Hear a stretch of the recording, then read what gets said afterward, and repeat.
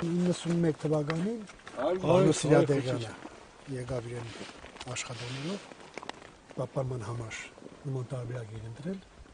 հագեցին ու մինչև որս փակված է։ Ուրեմն ծրագիր էր մնցված 2 տարի առաջ ֆինանսական պետբյուջեով ֆինանսներ չլինելու պատճառով դուրս եկավ անցած տարի նորից մնցրեցինք պետբյուջեով 60 միլիոնի գումարի սահմաններում Սակայն ապրիլ-մայիս ամիսներին փոխվարշապետ Արմեն Գևորգյան տարածքային նախարար մարզայցելության ժամանակ Մայիսյանի գյուղի կուլտուրայի տունը կիսակառույց էր։ Մեր համայնքի 60 միլիոնը հատկացրեց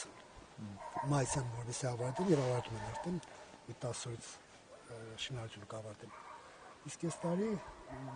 որոշեցին, որ այս տարի մնցվի պետական ծրագրով 12 թվականին ավարտական, իսկ ավարտական ծրագրով, այսինքն մարտ-ապրիլ ամիսներին սկսվելու շինարարությունը եւ տարեվերջին ավարտվելու է։ Ընդհանուր արժեքը 325 միլիոն դրամաժողովությամբ։ Այդ պատը դի պահպանվի։ Անպայման, այո։ Նախագիծը արդեն պատրաստ է, ուղարկված է կառավարություն, քաղաքաշինության նախարարություն։ Պարադիլ նկարը։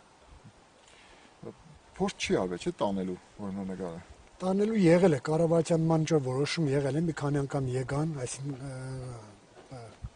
քաղաքաշինության նախարարությունը զանգարեցին ինձ, հիմնական զանգարելով եղել խոսակցությունը, ես իրենց պատասխանեցի, որ դա համայնքային սեփականություն է, ոչ պետության սեփականություն, քանի որ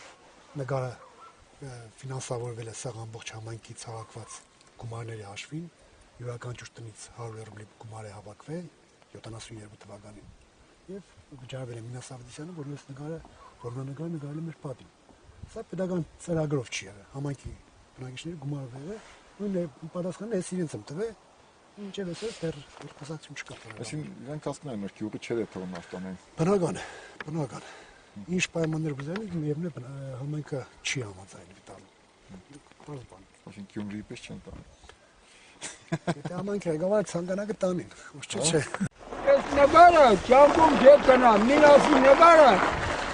տղենով կավոր նկարը, տղի նկարը տարան, բայց մեր գյուղից այդ նկարը չէ կնա տան։ Էսիկ պետք է մնա հավիճա հարամաբեդ գյուղը։